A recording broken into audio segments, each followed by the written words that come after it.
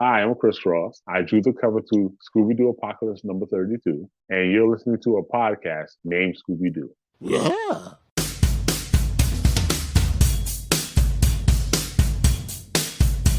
The gang's all here, they're on the case, and there's no ghost that they wouldn't face, 'cause they dig it,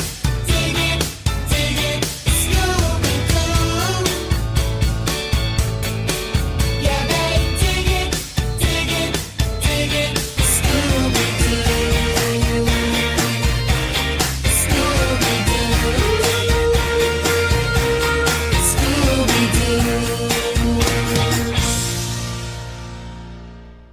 Hey gang, and welcome to another episode of a podcast named Scooby-Doo, the show that attempts to unravel 50 years of mysteries, meddling kids, and masked villains. My name is Mike Josick, and I'll be your guide through all things ghostly and groovy as I investigate every angle of every mystery and beyond. So grab yourself some Scooby snacks, fire up the mystery machine, and let's start the show.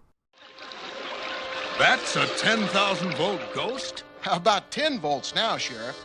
You see, melting that snow short-circuited the batteries on his do-it-yourself ghost suit and ran him down. Let's see who he really is.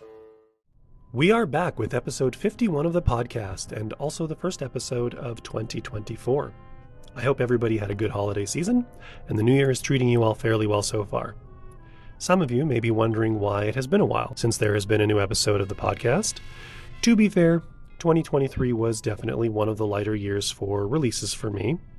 I did take a bit of a hiatus that turned into a lot of a hiatus, and then in October I had some computer issues. I had a crash with some hardware that needed to be replaced and some software that needed to be replaced, and ultimately I lost some data, including a really great audio commentary that I had recorded with composer and friend of the show Ryan Shore, which was for the Trick or Treat Scooby-Doo film.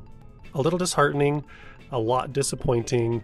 Originally, that episode was supposed to be the thing that kind of brought the show out of hiatus on Halloween, but with that bit of a stumble, just kind of delayed things more, and it's just taken a little bit longer to get something kind of back on the rails and out to you, the listener.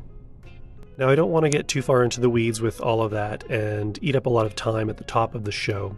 So if you are interested in getting a little bit more detail and maybe hearing a bit about what's maybe coming down the line for the podcast, be sure to stick around with the outro. I'll talk about that at the end of the show. But between now and then, we are going to talk about more fun things because my guest for today's show is Paul Fricke, a cartoonist, teacher, and Alex Toth scholar. I get into how I connected with Paul in the intro to the conversation, but for those of you who are maybe unfamiliar with who Alex Toth is, he was a legendary comic book artist who also had a stretch as a designer and storyboard artist for Hanna-Barbera. Toth was the artist's artist, and he is known for his use of shading and simplicity of line, the latter of which made him ideal for animation design. Toth, who died in 2006, worked on several Scooby shows, including Scooby's Laugh Olympics, the Scooby-Doo Dynamite Hour, Scooby-Doo and Scrappy-Doo, and, if memory serves, an episode or two of the new Scooby-Doo movies. Since I obviously will never have an opportunity to talk to Toth, I thought the next best thing would be to bring Paul on the show to talk about Toth and, of course, some Scooby-Doo. So settle yourselves in, enjoy the chat, I hope you have fun, and we will see you all on the other side.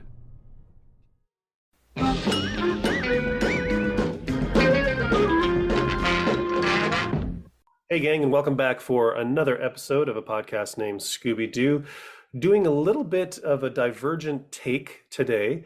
Rather than speaking with somebody who has directly worked on one of these shows or some iteration of the IP, I'm speaking with Paul Fricke, who is a cartoonist, a comics professor, podcaster, and Alex Toth enthusiast and historian, I would venture. Although he may not, I don't know. Basically, Alex Toth was, as a lot of people know, a character designer, storyboardist for Hanna-Barbera in the 60s and 70s, I think actually even into the 80s. So I think Bionic 6 might have been his last thing with Yeah, HBO. 6 or 87. Yep. Yeah. And, he's famous for creating like the Herculoids and Space Ghost. Those are sort of like the signature characters that people always bring up. And unfortunately, Toth is no longer with us. However, there are many enthusiasts like Paul who study the art, who collect the books, know the history. And I'm a big fan of Paul's podcast, which such a big fan that I can't remember the title of it. Do you want? Alex Toth in depth. That's right, Alex Toth in depth. I think this is that too much research phase where the information just starts to leak out. And as I was listening to an episode one day, I was thinking about the animation. I think it might have been his character design episode. And I thought, obviously I'm never going to get a chance to talk to Alex Toth, but there are people out there who can talk about Alex Toth, and reached out to Paul, and Paul agreed to come on the show. And I'd like everybody to welcome Paul Fricke to the show. Hi, Mike. Thanks for having me. Happy to be here. Great to have you here. I guess let's start with, how did you come into contact with Scooby-Doo? What is your kind of personal history with the character? Those cartoons and many others are around that era. For me, early 70s were just on, and Scooby-Doo was one of those that we watched regularly, my siblings and I. We were just really into comics and into drawing and cartooning and into those shows. So we watched it regularly for years, and we were big fans. I was a big fan. Was it one of those shows that you just watched? I mean, when we were kids, I'm assuming we're probably roughly in the same age bracket. We watched anything animated. If it was a cartoon, didn't matter what it was, we watched it. Obviously, there was ones that people would be drawn to as their favorites, but was Scooby one of those, or was it just one of the things that were on Saturday morning? No, it was a favorite, I'd say. It is a formulaic show, so we'd enjoy it and then kind of make fun of the tropes and how it ended every episode and all that. But there's no doubt, as we did with other cartoons, and we did this with Scooby for sure. We mimicked Shaggy and would pile up sandwiches and food like that and pretend we were the characters. We a lot of times, like with a lot of other shows or even live action stuff like Land of the Lost, we'd like watch an episode and then we'd go outside on a Saturday afternoon after the shows were over and then play those episodes or make our own stuff up. So I'm sure we did that with Scooby-Doo stuff as well. And then we do the voices nonstop. So most of us and friends would do the voices. And I was surprised as it went on that it was such a huge show. When my daughters were growing up, and this is like late 90s, early aughts, Scooby was making kind of a resurgence. And it was a a very popular show in the house. It was kind of like my daughter's favorite show. And it was a different show at that point, right? Because it's like, oh, now the things are real, right? Yeah. So it's different from how it operated when I was growing up, which kept it light, I think, and kind of silly. And my girls were like, I think that show later on spawned their interest in horror, and that hasn't let go since. But I'm pretty sure that Scooby-Doo and Zombie Island was the thing that ignited that, and it hasn't let go since. That's something I haven't explored much on this show, but have kind of always suspected, because when you watch those early Where Are You episodes from '69, like some of them have a definite mood to them.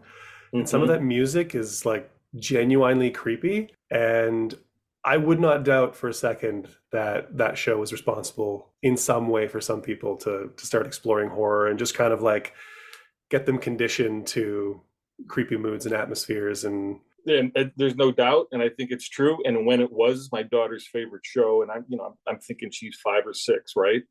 And she's having nightmares about the show, but she keeps watching it. And when she's watching the new stuff coming out, then she's also going back, and I'm showing her the early Scooby cartoons. And I said, "Why do you like Scooby-Doo so much?" And she goes, "It's scary, but not too scary." And that to me sums it up. That's kind of why we liked it as kids too. Yeah. And then it was even further buffered for us because it didn't have the big scary thing at the end. It was always an old guy in a mask. I think that's why what a lot of people kind of refer to as the dark times for the show, where they were doing like the 7 or 11 minute bits that were just comedy, just straight comedy. That's right. Where a lot of people, you know, they don't look back with a great deal of nostalgia. They tend, the stuff you see them looking back on, it was the the plot-heavy, spooky, I hesitate to say tropey, but I guess maybe the more formulaic stuff. Yeah. And somebody on one of the episodes that I did actually referred to the show as a procedural, which I've never thought of before. But ultimately, It is, though. It is. it is. But the driving force is the characters, and that's what I liked as a kid. I could go along, like, I'm not really big into mysteries. I'm more of a Columbo, how he's going to figure it out or how they do it fan than a mystery fan. But Scooby had the mystery, and I was still intrigued and still interested in it. But to me, it was the characters that would drive you through it, and it had that little bit of mystery and the serious, scarier stuff, but then tons of goofy stuff. So I thought tonally it always struck a good balance, and it wasn't just a show that we just kind of watched. It was definitely one of the faves that we watched during that time.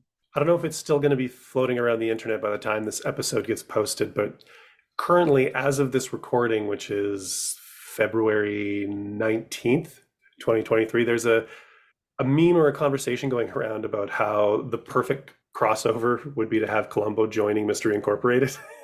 Oh, well, I like that. So you dropping the Columbo reference, I'm just like, that really dovetails nicely into sort of what's going on right now. I like that. Hey, was there a Scooby-Doo Meet the Harlem Globetrotters special or something? Yeah, that's part of the new Scooby-Doo movies, which actually Alex Toth did do some character designs for an episode. Those are the hour-longs where they had the guest stars, people who were under contract at CBS, were told they had to do an episode of Scooby-Doo. So yeah, Don Knotts and we were Globetrotter fans as well. So yeah, fun. So I just dropped Toth there. Let's start talking about Mr. Toth. How did you get into Toth? He's definitely, we talked a little bit off air. He's kind of known as the artist's artist. It's hard to find an artist who does not like his work, or at least his approach to art. And definitely, probably even still to this day, a little underserved in fandom. A lot of people don't necessarily know his name the way that they would know like a Will Eisner or a Jack Kirby. So how did you come around to the work of Alex Toth? As I described in the first episode of Alex Toth in Depth, part of that episode is my journey with it. And I knew of Alex's work and was attracted to it before I knew it was him. So when I'm watching those cartoons in the early 70s, for me, a lot of the stuff that was on during that time was also reruns. So at the same time, when I'm watching the new cartoons that are coming out, they're also rerunning stuff from the late 50s, like Space Angel and Clutch Cargo, and then the mid 60s, the late 60s cartoons. So I'm kind of seeing that all on Saturday mornings or on UHF channels all at the same time. And I had no idea that Toth had his stamp all over that stuff.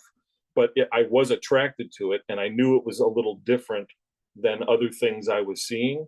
And then later on, you know, I'm reading comics as well as I'm getting a little older, and then I'm attracted to his work as well, and it's showing up. And then he'll do a cover of a Marvel comic, Hanna-Barbera's All Stars, which features Dynamite on the cover, which is, you know, a Scooby-like character, right? And I'm drawn to that cover, and I'm doing, like, in my, I don't know, grammar school years or preteen years, I'm doing Blue Falcon and Dynamite drawings and copying those. So I don't even know who Alex Toth is at that point, but there's something in it. I like the approach. And then I see his work in the comics, and I start seeing his name. And once I start connecting all the dots, oh, he did this, he designed that, then it all clicks into place. And I take what was an interest and a fascination into obsession territory. So he was working on you subconsciously before you even knew it. I think he was. And, you know, some of that is because, you know, names aren't attached, and I'm not looking at credits on cartoons at that time. And even some of the earliest comics, I don't know, for a few decades, you know, not artists didn't always sign their work. So it was hard to track down who was doing what. Once it clicks into place in my mid-teens, I'd say, late teens, then I'm like, oh, that's the guy who's responsible for all this or behind it. And then I spent the last decades unpacking that and trying to figure out what it was about his work, seeing it on the screen, on the printed page, that got me so. And I'm still unpacking that, and we'll well, as long as I'm around. Let's get into a little bit of Toth history, as I'm presuming that a lot of people listening to the episode probably don't know a great deal. I mean, obviously there probably will be some Toth fans attracted because of the subject matter, but within the Scooby community itself, not a lot of discussion going on about Alex. Right. He starts in the 40s, I believe. His first professional work at DC is 1947. Yeah, 45, 47, somewhere in those years. He started when he was 15 years old, so he probably started doing work in 43 or 44. Yeah. But it's really not showing up until, like big credits until the time you say. Which realistically, when you think back, like comics really kicking off in like 37, 38, Right. He's right there in like the first 10 years of the birth of this medium. Yeah. And so he gets into DC and he's working on... he's doing a variety of like adventure stories. And then again, at a fairly early age, he's working on Justice Society stories in that time you mentioned, 47, 48. So he's in his late teens and he's already drawing premiere superhero books. And these are characters that he either drew at DC later on when he was in his prime, or continuing to draw in sketches into his 70s before he passed. But that's a remarkable apprenticeship. He would go to high school, and then after high school, he would go into the publishers, 2 or 3 different publishers, and just look for stuff to do. And they would give him little illustrations, and he would get mentored. It was kind of an apprenticeship. So by the time he's doing what I think is already mature work, you're probably seeing that from him at age 21 or 22. And that's phenomenal already. And there's only little glimpses of how good he is in those first years. You only see a little bit. It doesn't look too different from a lot of work that's being done. And then it just kind of clicks into place around 49, 50, especially 1950. We see a huge jump in his approach and the quality of his work. And he's working at a time where he's got a pretty amazing group of mentors around him too. He does. He's got some key editors and key figures in comics history, good cartoonists themselves. Shelley Mayer went on. He's a great cartoonist, and he did cartooning at that point, but then he did, I think, Sugar and Spike for DC later on, which is a big head kid comic, right? And then Saul Harrison was an editor at DC for a long time. And then he is one of the main key figures in the early 70s who are responsible for the direct sales distribution system, which kind of helps comics stay alive in the West and thrive. So, and those two guys especially are drumming into young Alex's brain to simplify and how to tell a story and what to leave out. And Saul Harrison kept saying to him over and over, you still don't know what to leave out. So he's already getting a mentality. This isn't good enough. I've got to improve. I've got to work to improve. I've got to simplify. And and he would tear pages up or redraw stuff. It's like he's already being hard on himself because the editors are coaching him and guiding him at that early stage. Now, is he getting that guidance as more of a production requirement or more of an artistic development? I think the latter. I have a feeling that, you've got this young guy at age 15, much like Kubert. He started around that age too, Joe Kubert, and they entered the field around the same time.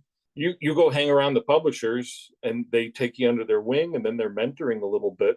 And that takes an interest and a passion. And if you're willing to work that hard, they're like, oh, they're producing the work. They'll keep coming back. They'll listen to what I'm saying. Then they would get more work and bigger titles and keep moving on. So I don't think it happens unless he's showing up and doing the work. Because, he's going to school while he's learning the trade. It's crazy. I always kind of wondered, and in my travels, I've never quite run across anything commenting directly on it, but comics at the time, there's a high turnaround. There's a lot of content needed. Publishers are launching stuff all the time. Also, your reproduction techniques are not the most amazing. So the less detailed but more competent work, I always felt, is probably what would be the most attractive for publishers at the time. So every time I heard that, simplify, I kind of figured that it was more on the production end rather than somebody saying, oh, your stuff's a little too detailed or whatever. You just need to learn what to take out. Yeah, that's probably true. You couldn't print from pencils, right? So inking comes into that, and just to be able to reproduce it, they're breaking up the jobs into different. You've got into different skills, right? So you've got a penciler, then an inker, and most of that is because of production and just to meet the deadlines. And then people have different styles, and they're probably, like you're saying, simplifying, so you go faster, you can put more stuff out, and so it is as readable as it can be. At some point, though, in post development, he's listening to that and he's thinking of that, but then something happens around 1950 where it's either like he's looking at famous artist school books, or he's internalizing what the editors are telling him, or he's just got something in his head, like an industrial design and solid design principles that he starts applying to the comics page that most were not doing at that time. And he just takes it to another level within a year.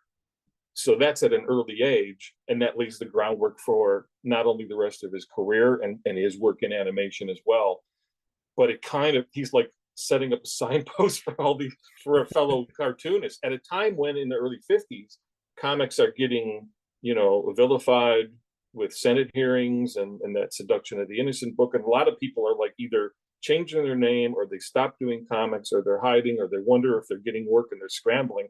And Toth is just like, it's a great medium, and I'm going to keep going and look at what you can do with it too.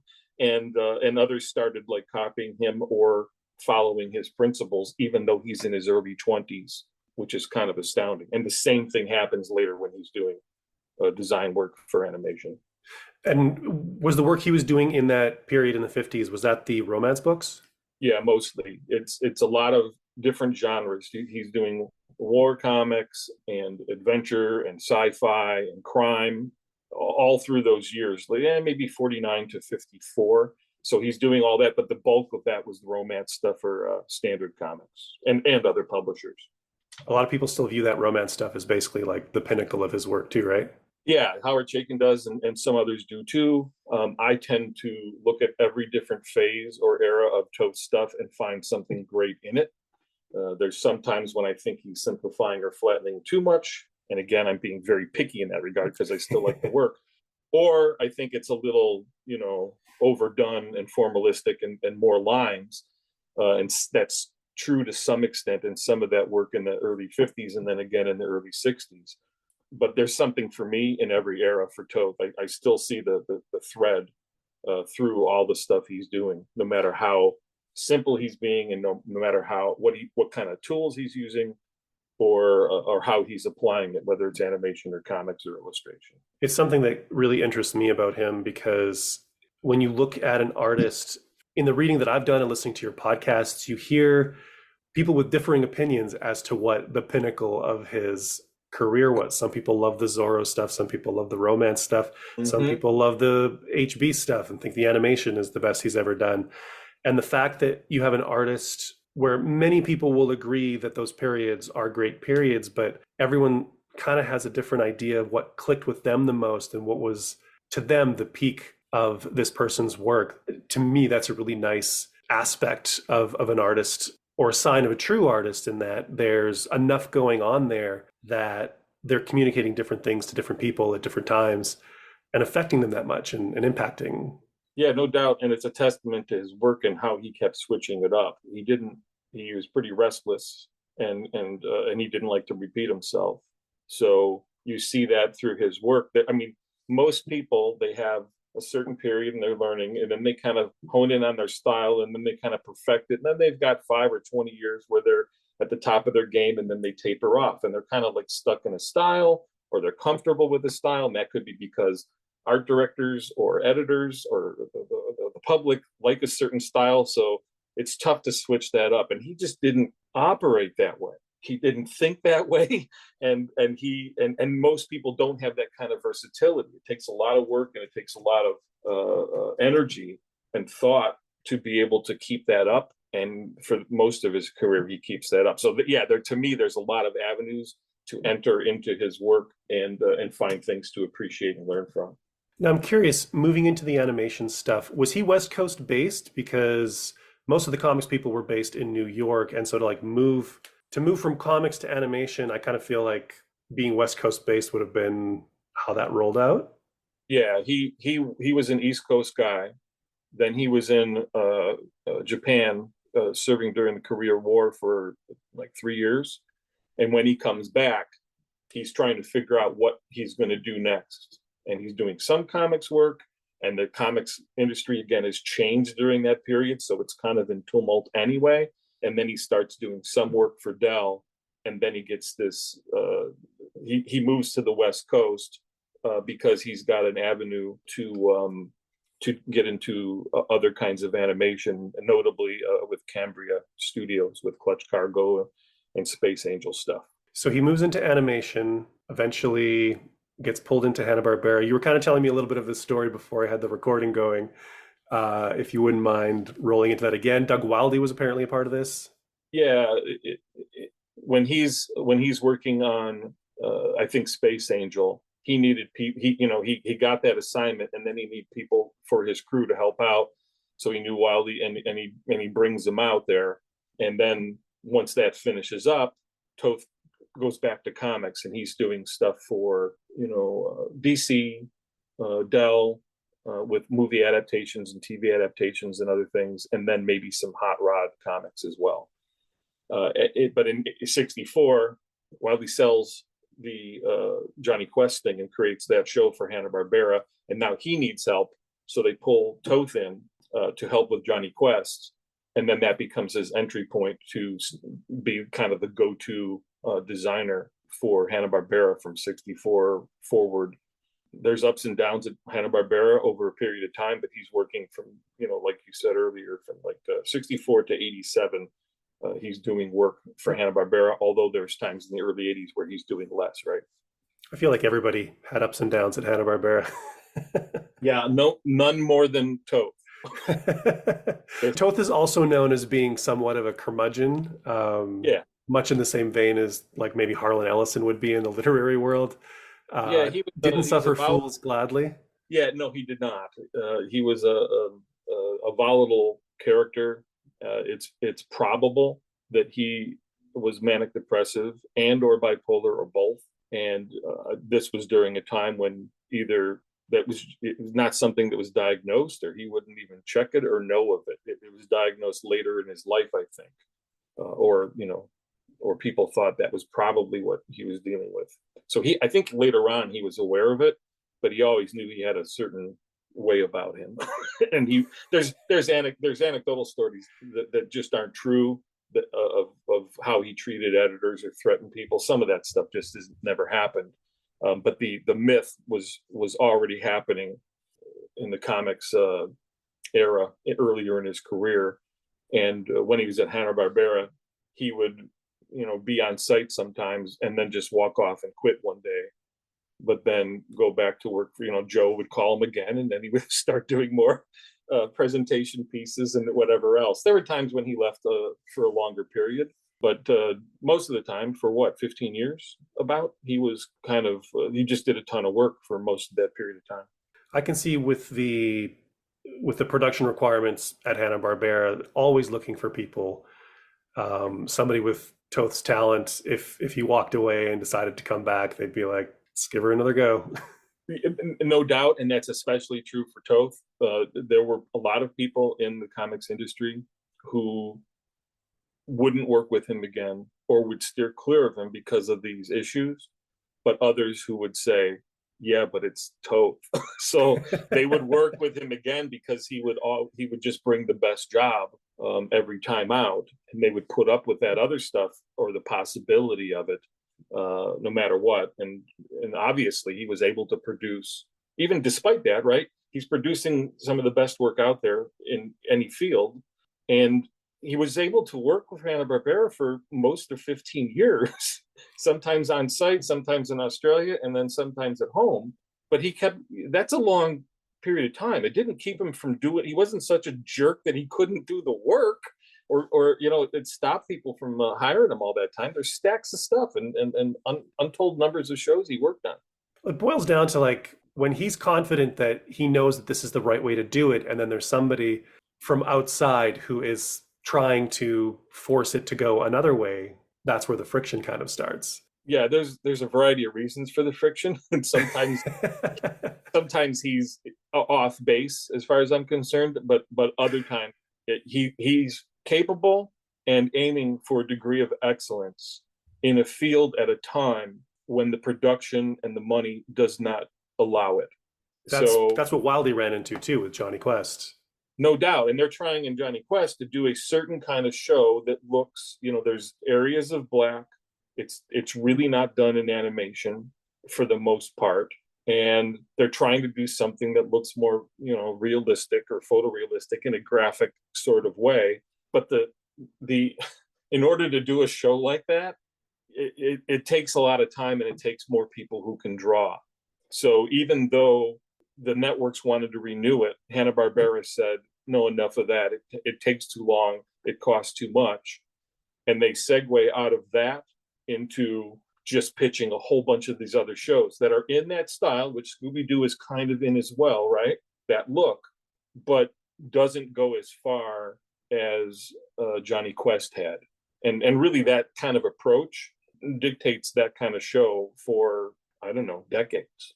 And I don't think it's really done well, really well, until the Batman Adventures, maybe in the early 90s is when it starts to come together. But that look, that approach has its origins in Johnny Quest and then Toth's influence. Yeah, Bruce Timm has flat out said that Toth was an influence on those Batman designs. Absolutely.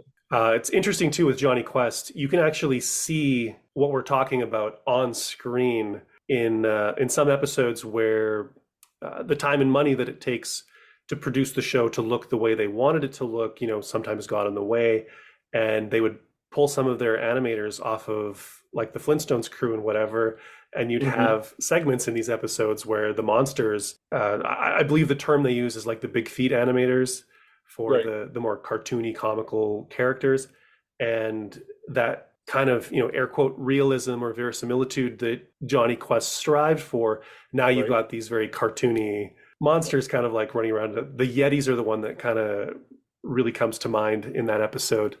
And that's exactly kind of the thing that would drive Wildey crazy, because it was incongruous with the whole design philosophy and approach to executing the show. Yeah, and another time that could have been done, right? Yeah. They could have pulled it off, or have since in the last, 3 decades. More people have pulled that look off and applied it in different ways. But when they're going from, the Yogi Bear kind of style into the Johnny Quest style, and then some kind of watered down Johnny Quest approach after that. And it's kind of limited and they're going from like doing 1 or 2 shows to suddenly doing 10 shows at once for all the networks. And then you're just churning it out. And Toth describes during that period that they're going from 500 animators to 1,000 to 1,500. There's not really any kind of really good process about how to put those out and get that done.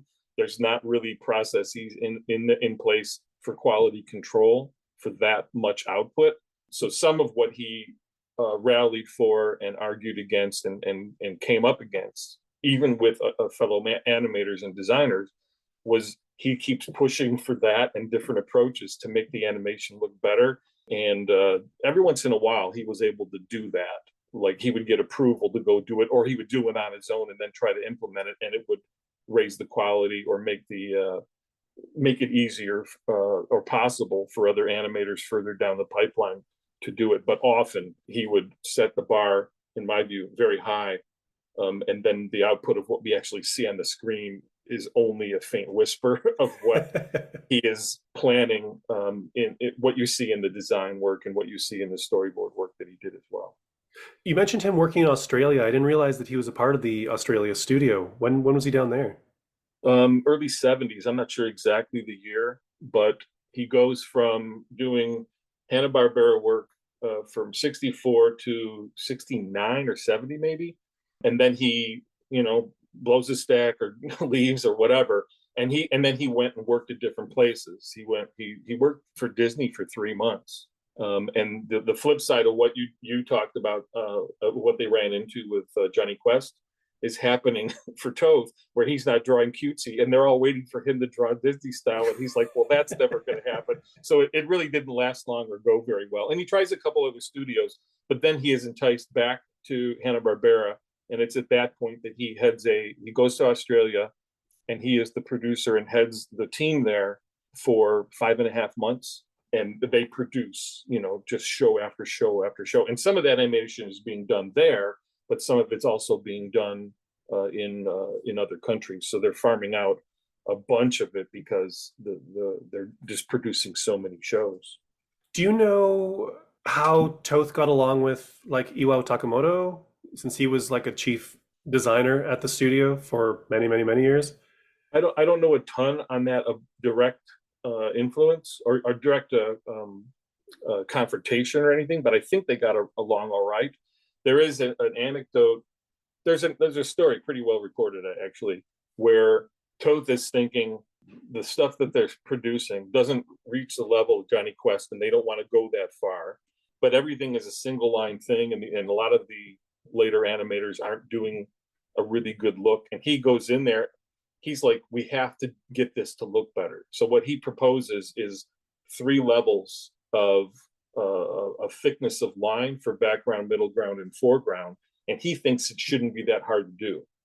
He just wants the shows to look better. But a lot of the later animators don't have the skill to be able to do that. So you kind of have to put that in place early in the process. So he gets those animators together, including Takamoto, to get into the office with him to back him up as he's pitching it. I think Takamoto, backed him up on that to some extent, but a couple of guys there, I can't recall who, were like, do I have to listen to this? And they just wanted to keep moving. So that frustrated Toth when people would go only so far. They were like, well, that's not my job. That's not what I'm paid for, whatever else. It's in many cases, warm bodies just to keep pumping out that much product.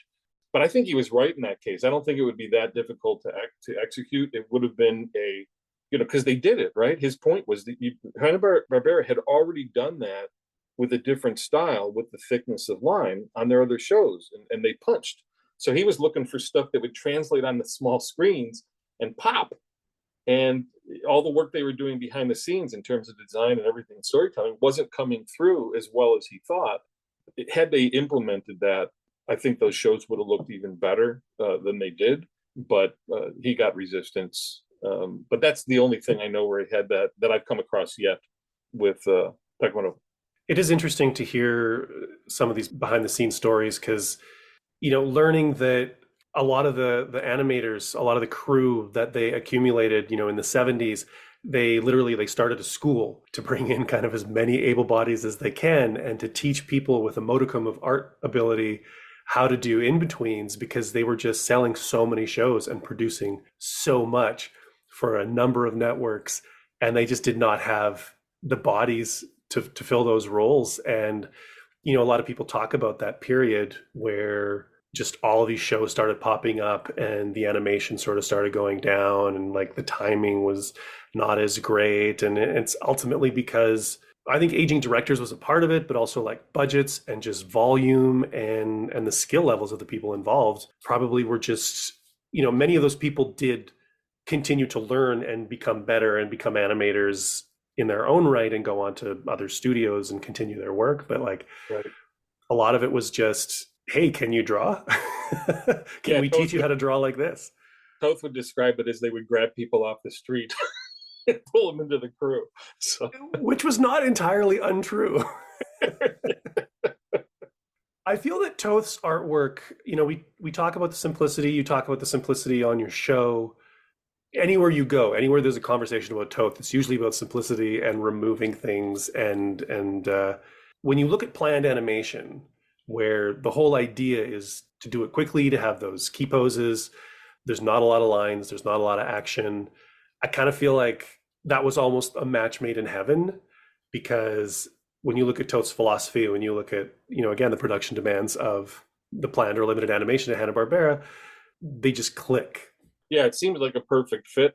The part of the issue, for all the reasons you just mentioned, it runs up against it because people just don't have the same skill as Toth. So if they had more time, maybe the subtleties that you see in his shapes, and he's just doing things with the silhouette and the line and the shapes that are just extremely sophisticated, and it usually doesn't come through later on because it's going through the filter of lesser artists, right? We see now people are able to nail those designs and see it through, and what you see on the screen is closer to what the intention is. And to be fair, there are, Toth is coming from comics, so I've run up against this a little bit and gotten feedback on my character design episode where some people think that people aren't really looking to Toth for his, designing for animation exactly because he's a comics artist, and some things he's doing in his design sheets and model sheets are not really animatable. I see the point on that in some cases, but that can be, streamlined, right? That can be done and worked with. The bare bones of the design, I think, is inherent in his design and can be pulled through. But a lot of what you see, like the things I love when I'm looking at his designs, aren't always coming through in the end because people can't see him or don't have the skills to follow it through. And well, that makes me sad, but what are you going to do? Yeah. We're talking about character design right now. This is a good time to kind of elaborate on that a little bit. There was a model sheet posted. I think it's floating around the internet in general, but you had posted it to your Toth fans Instagram. It's from the Spooky Fog at Juneberry, I think is the name of the episode, which I believe was dated 72. That's from the new Scooby-Doo movies. He also worked on Scooby-Doo Dynamite Hour, Scooby-Doo Scrappy-Doo, and I think there's another one in there that I might be missing. So he spent a fair chunk of time designing some characters, most likely background characters and creatures for Scooby-Doo.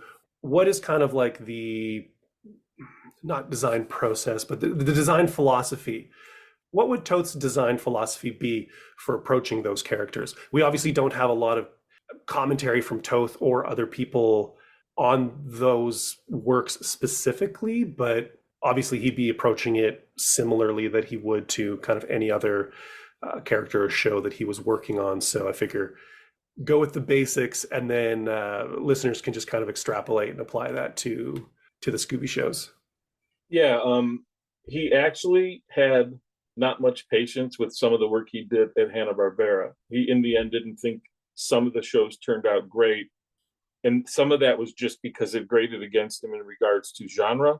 And he didn't always love the whole big archetype thing. He has stated that what he preferred and really loved working on was all these extra and ancillary characters. My guess is they gave him more freedom without changes, right?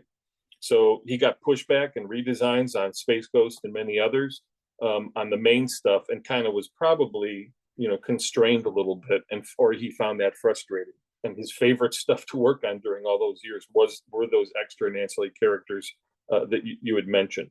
Mostly, it's probably true because he just loved playing with shape and proportion, and I think that was the main thing he's trying to get across. Is like, how do I get across the essence of that character, and how can I use shape to enhance that or do it in a unique way? And then he would do it model sheet after model sheet, where he would do a different spin on a different, even similar characters, and he would find a different design hook to make that come across. But if you look at those, that he would do for Scooby-Doo, for Super Friends, some of my favorite stuff is for Goober and the Ghost Chasers, of all things, the Josie and the Pussycats in Outer Space, or whatever that is.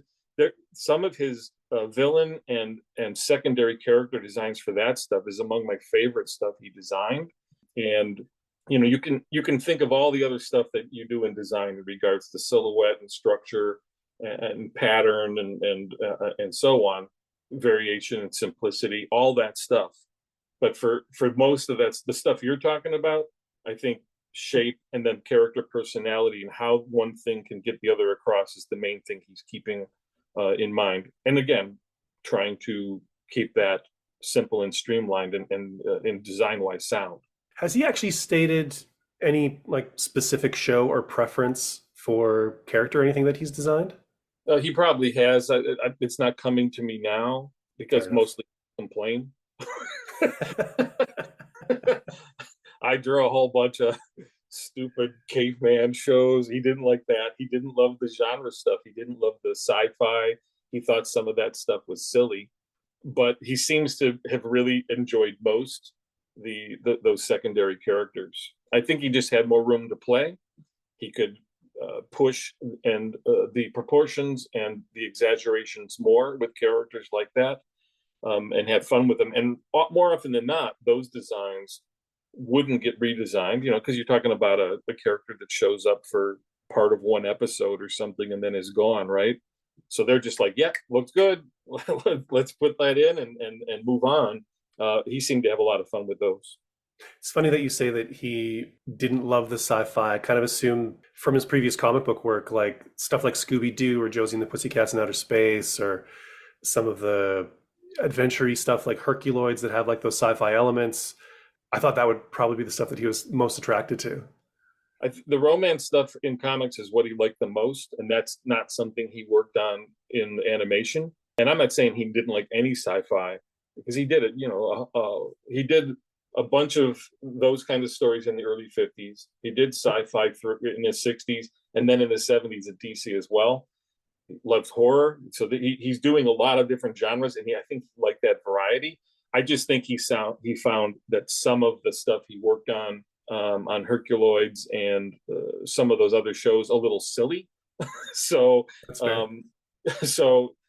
that some of the there were a couple shows, right, and this is true of Herculoids, where there's a merging or melding of futuristic and sci-fi with prehistoric stuff. I mean, it doesn't really make any sense in Herculoids, but as a kid, you're just looking at it and going, wow, that's cool. That's just a lot of cool stuff all in one place.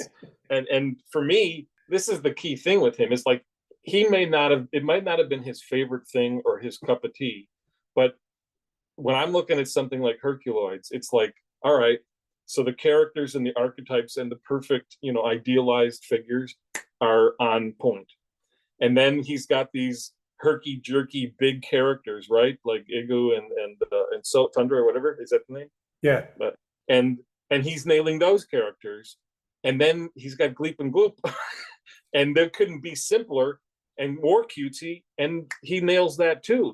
They're fun to look at. They're fun to draw and animate. I've had students just draw Gleep and Gloop for 20 minutes in class as an exercise, and they can do so much with it because they're malleable and because they're so simple. They can really put their own spin on it. So regardless of how enthusiastic he is about certain things as he's working on them, and every once in a while, like anyone else, you see that he's kind of doing the best he can, just doing the job. But most of the time, he's bringing something interesting, unique into the design, even if it's not 100% on his chart in terms of genre or content.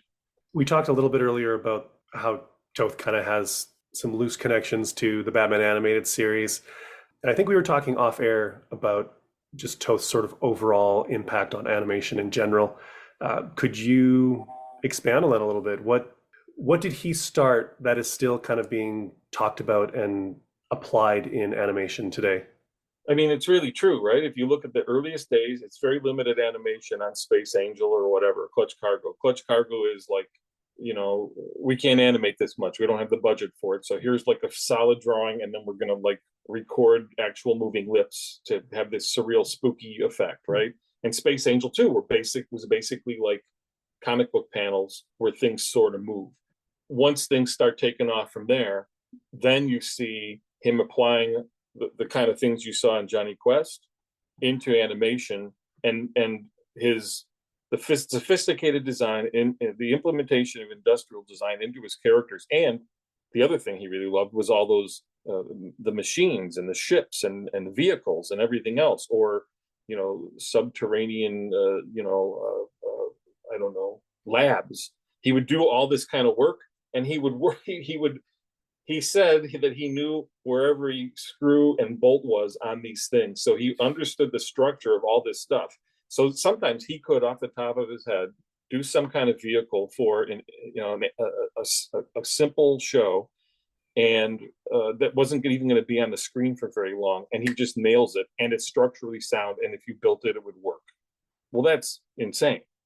So I think even if during his time, the kind of thought and care he put into the design, regardless of what he's designing, that wasn't always able to be realized on screen, but he laid the predicate and laid the groundwork. So when budgets and time and everything started to come into place, then those designers and animators could pick up the baton and then finally realize the kind of stuff he tried to set the groundwork for. I don't think those shows, like Batman Adventures and others that came after it, I don't think they exist and look the same way without Toth. Period. They just don't happen. They look different. they would look different. They would look there's other animation over the decades previous that was going on, but that particular look with this kind of industrial design, angular kind of look, I don't think it occurs without Toth laying that down in advance. I'm not sure if I'm remembering this story correctly, but I think I heard Bruce Timm talk once about Toth responding to the Batman the Animated Series style and ultimately being disappointed because he thought it should look like the Fleischers did it. Or Superman. Maybe it was the Superman show. I think I might have been, there was a documentary that came out that Warner's released a little while ago, and I think Bruce was a talking head in that, and he commented on, that was like one of his stories where Toth took him down a peg and was just kind of like, should look like the Fleischers. Yeah, but that's really not a fair judgment or assessment in my view. It should look like something from decades before. I mean, you have to move on and go to the next thing. Yeah. It's fair if he doesn't like the style, because what you see is when Tim's first design work is coming on that I'm aware of, with Batman Adventures, shows like Freakazoid and others after that, he is kind of synthesizing Toth and Kirby and then putting it into an animatable design sensibility. And then as more shows are developed, he's pushing it even further in terms of the proportion. So we see an idealized archetype in Toth's Space Ghost, which then is like replicated in like the Blue Falcon. This is just an aside, but when you look at the Blue Falcon model sheet done by someone else, it is literally the Space Ghost quintessential figure, just with a different costume. It is the Space Ghost figure. but then, and that's idealized a little bit, right? He's doing 8 heads tall, and you've got a little bit of a pyramid shape in the upper body and all that. And then Tim is pushing that a little further. And for Batman Adventures and Superman Adventures, that's working. Once you get to Justice League, which is 5 years later, 10 years later, somewhere like that, then he's pushing it even further to the point where I don't think it's working as much. It's starting to break down, where this is my personal opinion, but it's a little too broad on top. Shoulders are a little too wide. Legs are feet are a little too spindly. It's like a little too much. Maybe Toth's looking at that and thinking that's too far. And then it's like, oh, then you should have just done it like the Fleischers. But yeah, that's not really fair. Make it look like an old style. Yeah, I don't know. Riff on the good stuff, but find your own spin on it would be my take, regardless of whatever kind of work you're doing creatively. We were talking earlier about the Alex Toth by Design book that you have, which is one of the largest collections of model sheets I think that I've ever seen of Toth's and character design sheets. And I previously mentioned that there is that model sheet that you posted. There are some Scooby-Doo model sheets out there, but to my knowledge, I don't think there's any in that by design book. Do you know if there's just not a lot floating around, or not a lot that has survived, or is there just no real interest in that? Yeah, you'd think that it would have popped up and cropped up. I don't recall any specifically in that book. I've posted a couple later Scooby-Doo related drawings that he did for fans, or in correspondence, and I've been collecting digital files of Toth's work for 20-25 years, and I'm just not coming across a lot. So it's like, for me, it's like I'm hungry for any new Toth. Every once in a while I see an old drawing that's like oh my gosh, that's new to me. And then I'll find that it was printed in a book I've had for decades. And sometimes it's new to me, but every once in a while, something actually new crops up. You will hear talk from people that whatever we've seen reprinted, especially in the large Genius books from IDW or the library, the American Library, that whatever we've been able to get from Hanna-Barbera is there. It's possible that some of that stuff is tossed and we'll never see. My guess is he's done some storyboard work that we still haven't seen or never will see. But I've been told from people like, oh, what's in those books is what everybody's been able to put together. But, you know, when he was younger, he was a fan of different comic strips, right? And he would collect stuff like Scorchy Smith or Terry and the Pirates. And then he would, when he was in his early days, he would collect those and then pass them on to fellow artists so that, you know, he would carry it on. Well, then people started doing that with his stuff too. So a lot of what we see in the By Design book, and he says this in his recollections, that he would do the work and then he would go get copies of it. So he would store them and collect them and archive them at home. So I think a lot of the stuff that we're seeing in the By Design book, and again, a lot of stuff that is reproduced from there is not high quality. You're getting like crappy copies in black and white of color work that just doesn't look good. So the book is kind of slapdash, and again, not with Hanna-Barbera's approval. So no. that was I'm glad I have a copy because they did a cease and desist on that one, right? But later on in the Genius books, we're seeing a lot of those works that for decades I was waiting to see in full color, and there they finally are. But maybe more stuff will crop up and pop up, but I wish there was more. It's always fascinated me that, you know, I mentioned before Scooby-Doo as a franchise, as an IP. It's had its dark times, it's had its highs, it's had its lows. Some people love it all. Some people are cherry pick the one or two things that they like. But say what you will about it, it's at time of recording, it's been going for 53 years in some form or another, and it is a juggernaut in animation history. So many people have gone through those doors at Hanna-Barbera, and their pens or brushes or whatever have like touched this show in some way. I mean, we mentioned earlier, you know, Jack Kirby did some designs for Scooby-Doo. Right. Oh, I can't believe I'm forgetting his name. Floyd Norman. I know he hated working. He's like, if I never have to draw that dog again, I'll be happy. He sounds like he's complaining like Toth would about certain genres or tone of stuff that he's not as enamored with. Right. So many luminaries have kind of touched it and moved on. And there's so little history done on it. And there's so few artifacts that pass hands or get talked about.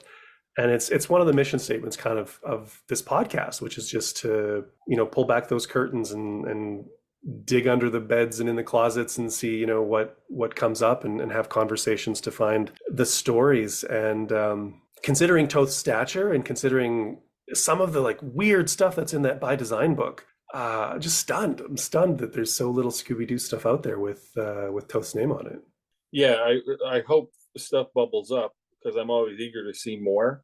But I also want to see how that affected the look of the show. Yeah. I'm amazed that like there's more Josie and the Pussycats in outer space design stuff out there than there is Scooby-Doo. And like most people don't even know that there was a Josie and the Pussycats in outer space. Right. So yeah, like I say, when I'm going through the different design books, I'm like, he did this great thing for what show? It's kind of surprising. But my guess is he did stuff for Scooby-Doo, and like you said, that he did, and maybe someday we'll get our hands on it. It's just that, you know, in an era where Jack Kirby pages were stolen or sold for $5 or thrown away, you know, that there is anything existing that what Toth did other than presentation boards or something else is kind of astounding. But I think that same thing that he did, where he would grab stuff and copy it, he was kind of a completist that way, and he archived his own stuff. And then I've gotten packages from people, fellow animators, who did the same thing. They would take Toth's work and they would copy it and they would take it home for themselves, and then they sent it to me because they thought I could make use of it or share it and so on. Nice. And that kind of thing is happening, right?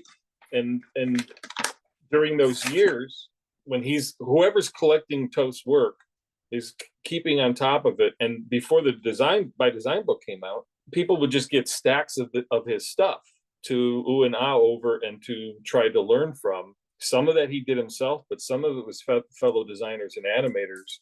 And luckily, some of it's been collected and again printed well in the Genius books in the last decade or so. So I'm glad it's there. But every once in a while, I see a new drawing of some kind pop up, and there have to be people as well who corresponded with Toth before he died in 2006 that still haven't scanned and put their drawings up. There's at least a couple people I know who've got a stack of dozens or hundreds of Toth drawings that have not shared all that stuff yet. So maybe there's a Shaggy or Scooby-Doo in those as well. Even if it's not directly related to the show, it'd still be fun to see. Yeah. It's one of my dreams. I know Hanna-Barbera has stuff in their archives. I've talked to people who've worked there and they say, when they're there on a late night and they're on a lunch break or whatever, they just kind of wander down to the archives, or they used to wander down to the archives and just dig through some stuff and just the amazing stuff that they found down there. Release it all. Yeah. Yeah. I mean, how many Hanna-Barbera archive books are out there? There's almost none. You can count them on one hand. The history, it's ironic because they saved the animation industry, but they're also blamed for, and rightly so, blamed for a lot of the bad habits of the animation industry, because they're the ones that farmed out overseas. They're the ones that did the, insane factory production with the planned animation and stuff. But I spoke to somebody who talked about those first guys that started Hanna-Barbera, Joe and Bill brought everybody kind of over from MGM. They had some Disney guys. So it was these people who were so well versed in animation and animation production that they went through the process of, for lack of a better word, dumbing down the process, making it more simple, making it more amenable to the limited animation process that would allow it to be produced on time and on budget for television. Oh, it was actually, I'm forgetting his name now. I'm forgetting everybody's name. Be increasingly as the years pass. Yeah, it's the executive producer and developer of the Scooby-Doo and Guess Who show. They were trying to do sort of a retro look for the show. And I asked him if production was a little bit easier because they were going for that simpler process. And he said, no, it was actually more difficult because he had to teach these new young animators how to pull it back and do this more simpler animation, and how that simpler animation is deceptively simple because it was developed by these masters of their craft in order to accommodate the production demands. Yeah, with Toth, it was always about stripping lines out, but then finding the right line. And as you simplify, you got less room to hide. So if the lines or the features or the shapes are a little off, it throws everything off.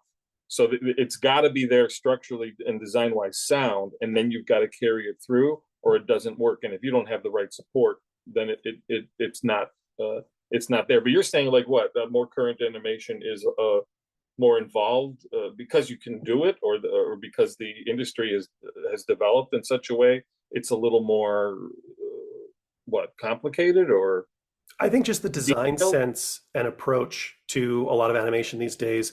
Things have just evolved to a point where, people have a lot of different influences and they're coming at it a little bit differently. And, there's been a very strong movement to get away from that Hanna-Barbera look.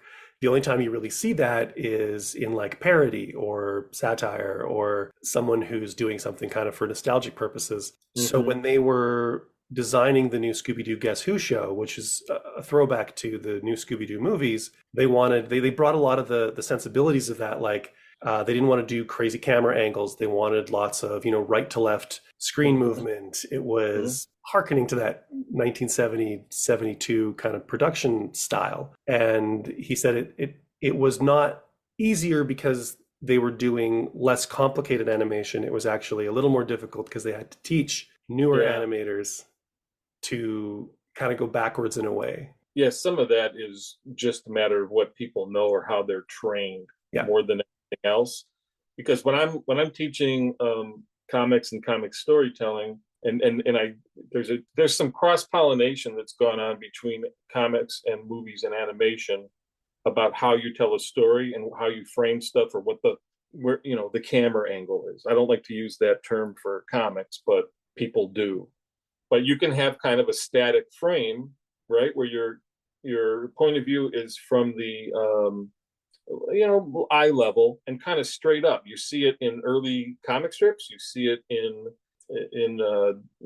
silent movies, right? Especially comedies. It's framed up a certain way. You see it even now in Wes Anderson movies, and it's definitely what you see it in TV sitcoms, like with a fixed camera or ones with an audience, and then you see it in what you just described in how like a Scooby show would be set up. It's kind of like straight up, and here we are, and just show it. Well, that's cinematic in a way, right? It's not pure cinema, but it's one way to handle it. And a lot of times when people say cinematic, they're thinking of all these different camera angles that you're talking about, which is a more dynamic way of telling a story. I think people have just been trained to think that way, expect it, and then create that way.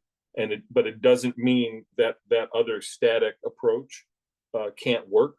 In comics, most of what I see is people are just doing that by instinct, and they're using a combination of the two in their storytelling without even knowing like what they're doing or qualifying it or quantifying it. But I don't know.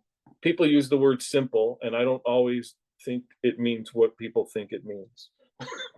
I feel the same way about limited animation, because people keep talking about limited animation and it's like a derogatory term. And while I can see how that applies negatively, like I kind of prefer the term planned animation, because you're planning your poses, you're planning, what are going to be the moving parts in this scene. Mm-hmm. It is limited animation, but it's limited in the sense that we're limiting what we have to do to make this scene come alive. It's not like limited as in, oh, we just didn't want to do that, or it's satisfying certain production restrictions. And without that limited animation, who knows where animation would be right now? Because when everybody closed their studios back in the 50s, a lot of people were out of jobs and nobody really knew where they were going. And Joe and Bill were one of the only games in town who were like, hey, come here, we're going to make stuff. And here we are. Yeah, they don't. That's maybe in retrospect, people are slamming it.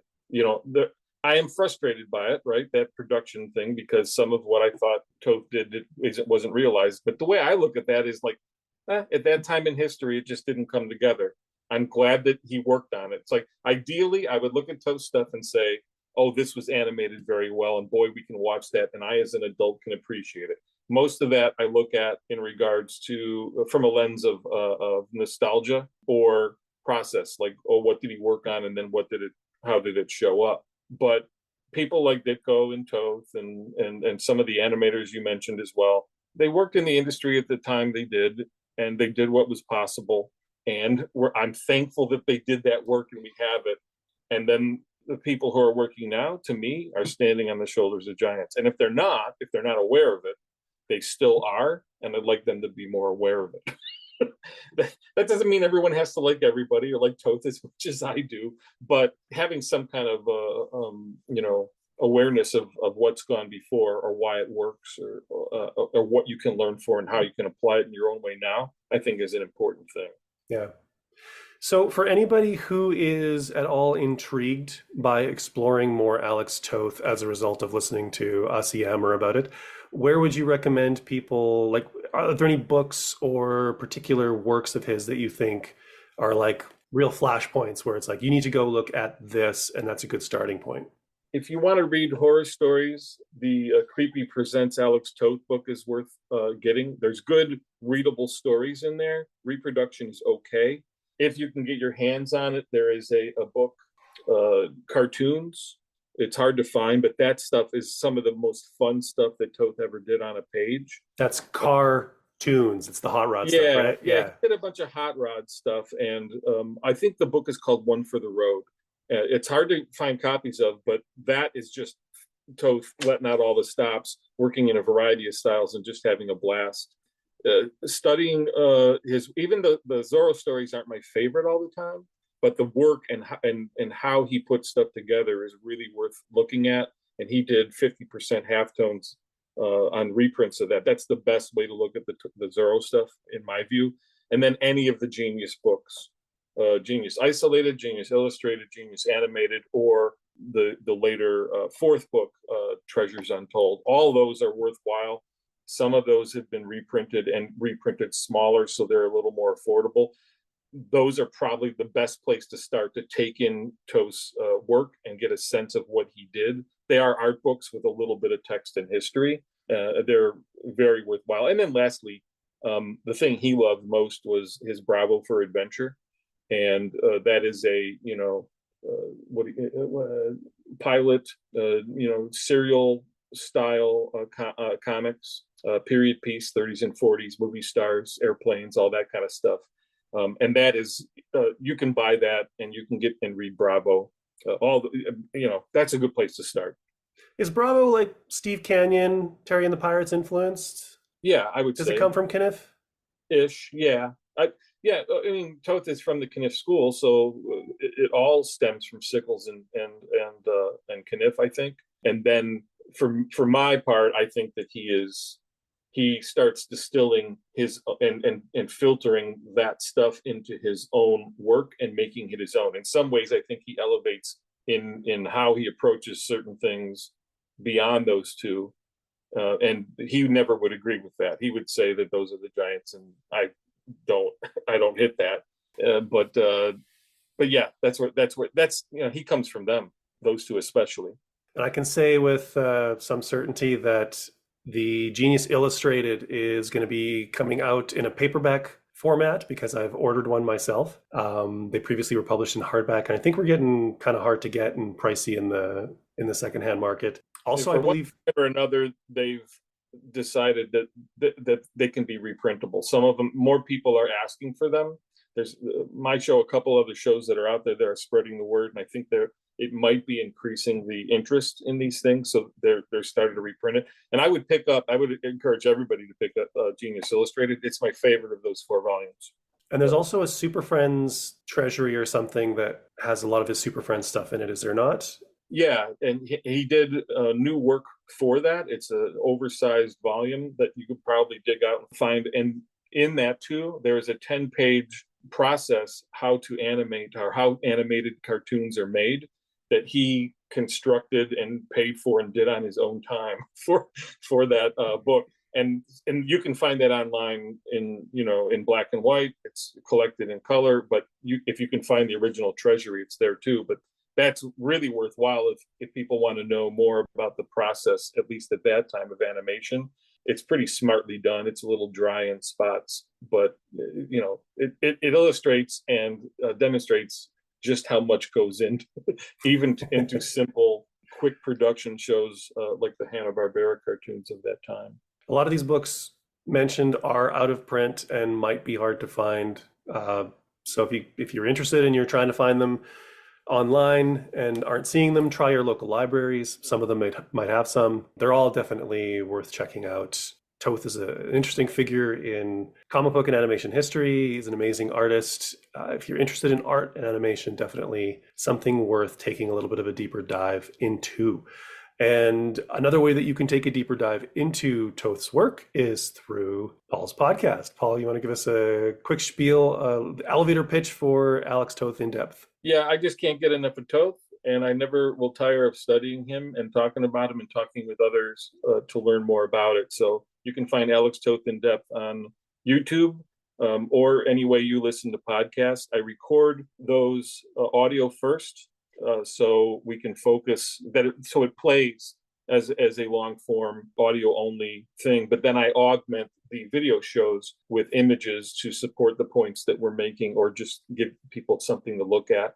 I've been on something of a hiatus for a little bit because of health reasons, but I've got new shows already in the pipeline and new guests lined up, so I won't get tired of it. And if people want a daily dose, they can go to Instagram at Alex Toth in depth. And I post daily all kinds of work by Toth that he did over his long career. It's definitely a show worth checking out. Paul does a great job talking about the material. Also, when it comes to like the process stuff, definitely check out the YouTube because the images accompanying it are kind of invaluable. I've done both. I've listened to it as a podcast and checked it out on YouTube. And the interviews are fine like audio, but when you're talking character design or page layouts or stuff like that, like it's just so helpful to have the video to go along with it. Also, the interviews. discussion I hope that they play just as a podcast, but every once in a while the guests will refer to stuff visually, and there's only so much you can do. And then there are other shows I've done as well, other episodes where I'm just unpacking a panel, a page, or a full story, and then you don't listen to those unless my dulcet tones call me or put you to sleep or something. You can go off into toast slumber. But otherwise, I would encourage people to look at those. And if people are interested in or intrigued by my work in general, I've got a new comic out that we're putting out online at newdaynoir.com. So please do read Blood Orange. There's new chapters coming up soon. I also just want to throw out, I believe your first interview was with artist John Paul Leon, and he is no longer with us, and somebody that I actually definitely wanted to connect with, because he did do a variant cover for Scooby Apocalypse I wanted to talk to him for the Apocalypse variations. I think it was number 3, really nice cover. And it's a really great interview or conversation. It's more of a conversation that Paul has with JP. Yeah, that's why they call them in discussion. When I was concocting the idea for the show and having guests on, he was my number one get. He's the one I wanted on the most.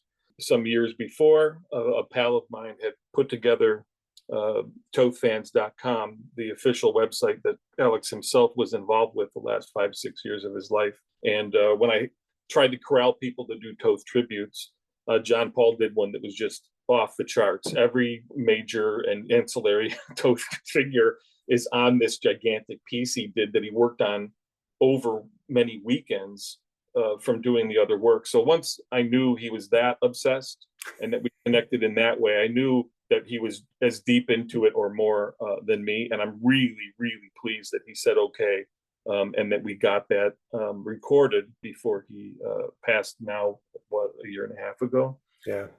Yeah, just an incredible artist, and I would encourage everybody to look at his work too. Pretty much, I encourage everybody to check out anything that Toth disciples have done, because that's generally the people whose work I like to follow. It is a pretty impressive roll call of people, cartoonists. Yeah, I'm at a point where I'm staggered when people I like and whose work I like don't get Toth or don't like them, and to each their own. But I don't understand it.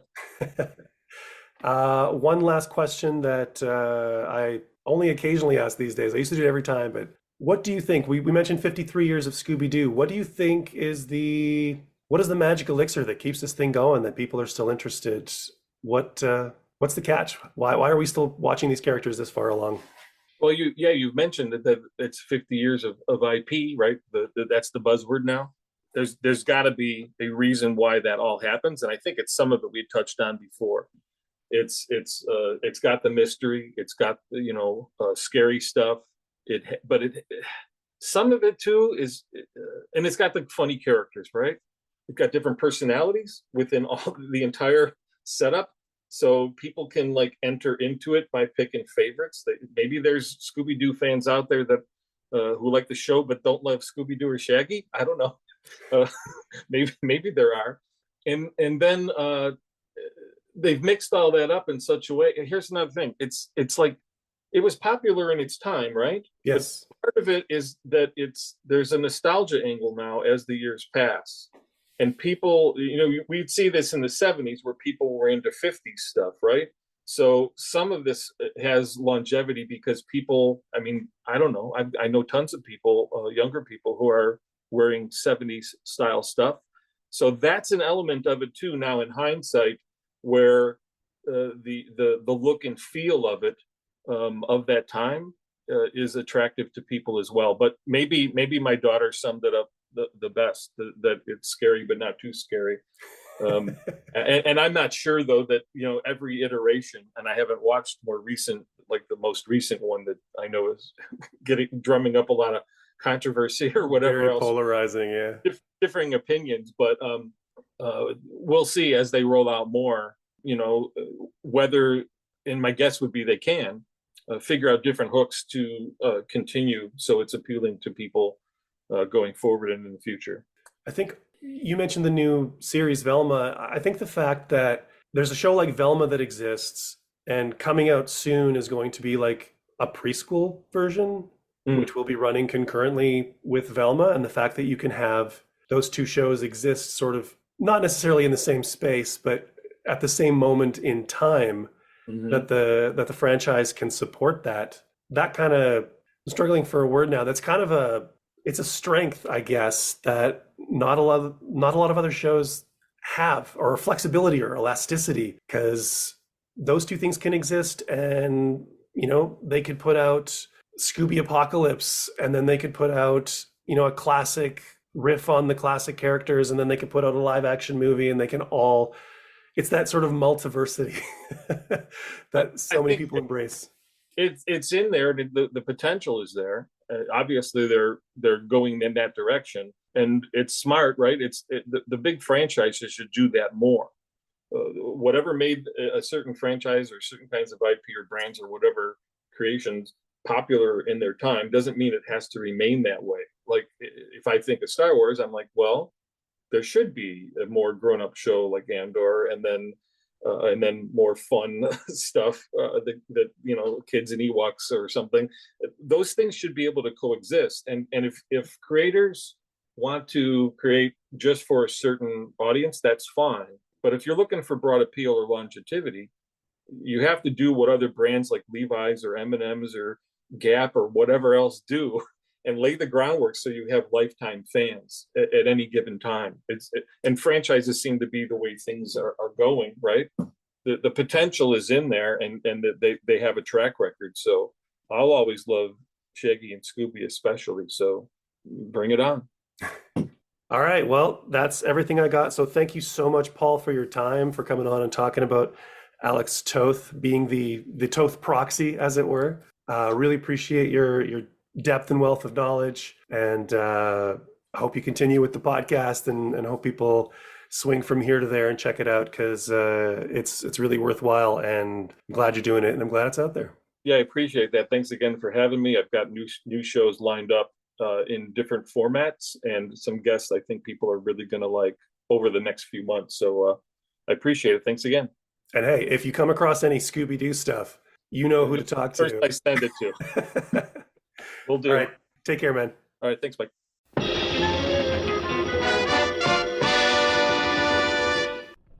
And there you have it. That was my conversation with cartoonist, teacher, and Toth enthusiast, Paul Fricke. I hope you found that entertaining and informative. And if you have any interest in exploring more of Paul's work out in the real world, I would suggest checking out his podcast, Alex Toth In Depth, wherever good pods are cast, his crime comic Blood Orange at newdaynoir.com, and you can follow him on social media at Blue Moon Paul on Twitter, Alex Toth In Depth and Blood Orange Comic on Instagram, or at opoloart.bsky.social over on Blue Sky, which is actually where I'm spending most of my time on socials these days. I think we can all acknowledge what a dumpster fire Twitter has become. I'll post a link to Paul's Linktree in the show description. And if you'd like to see more about Toth in animation, check out the Genius Animated Book by Bruce Canwell. Canwell has an easy and entertaining writing style and does a good job of drawing you into the world, pardon the pun, and his research is exhaustive. There's also a ton of beautifully reproduced HB design work in there as well, so if you enjoy that sort of thing, you should maybe have this one on your bookshelf at home, or at least consider having it there. And as for the thing that I referred to at the top of the show, I just wanted to talk a bit about my taking a step back from producing the show this past year and let folks know what may or may not be coming down the pipe for the podcast, if I may have a few extra minutes of your time. Since starting a podcast named Scooby-Doo, I have always tried to keep the behind-the-scenes details of the show mostly to myself. Kind of ironic, I know, considering the whole point of the show is to talk about behind-the-scenes stuff, but I don't really care for personal drama, and I don't generally want to put anything out there that takes away from the subjects being discussed. The focus was never meant to be on me. It was all about shining a light on other folks and their work. When you want to tune into a Hanna-Barbera related interview show, I presume you don't want to hear about how my anxiety might be affecting the production of said show. Or maybe you do. What do I know? That being said, I did want to break my rule today and talk about how over the last little while, I have been thinking a lot about a podcast named Scooby-Doo. I've been producing the show since 2016 and doing my best to provide quality long-form conversations with interesting people in the Hanna-Barbera sphere and a little bit beyond. I've looked at what I've accomplished with the show in that time and also the goals that I'd set for myself that for one reason or another I maybe have not met. The work that is involved with creating a regular show solo while also trying to maintain a relatively high standard of production with the resources available and the research required to have those quality conversations, it does take a toll. Like most people who create stuff online, I do it as a hobby, for the love of it, and shoulder all of those costs, time and money, on my own. The love and fun of it is the fuel that keeps it going, and lately, that same kind of fun that helped launch the podcast just hasn't been there for me this past year. Some of that is due to things going on in my personal life.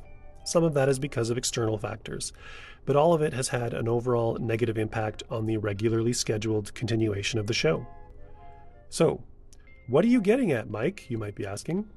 Ultimately, I'm rethinking the show, rethinking how I produce the show, but also rethinking whether or not I want to continue producing the show. I'm not sure what that all looks like to me right now, but I'm having conversations with myself often and trying to figure out what the course for APNSD moving forward is going to be. I'm really just reevaluating where I'm at with my current projects and others that I've been developing. Not trying to be doomy and gloomy. In fact, I wanted to say this now because I still have 2 more interviews on deck and 1 more possibly in the wings, knock on wood. So if I do decide to shutter the podcast, it's not just ending here. I don't want to make the call and just pull the rug out from under everyone. There's still, at the very least, a little more to come, and it also buys me some time to make my ultimate decision. If you're still listening after all of that and have any thoughts or feelings about this, feel free to reach out and let me know what you think on any of the existing socials, at Scooby-Doo on Twitter, a podcast named Scooby-Doo on Instagram, or drop a comment on the YouTube channel. Also, before I close all this out, this episode would probably have come out a lot later if it wasn't for a couple of people who recently shared some kind words with me and helped get this whole thing off the ground again. If you're listening right now, I just wanted to say thanks. And as always, you remain a wonderful audience, and I look forward to releasing the next episode, maybe by the end of January. That conversation is with artist Valerio Ventura, who was the art director on the Max original show Velma. I've been sitting on that audio for a while, so I am excited to finally get it out there into the world. And that should be followed by a chat I had with one of the writers on Be Cool Scooby-Doo, Josie Campbell. What comes after that, though, remains a mystery, which is suitably on brand for this franchise. Thanks so much again for listening. I appreciate you all, and we'll see you next time on a podcast named Scooby-Doo.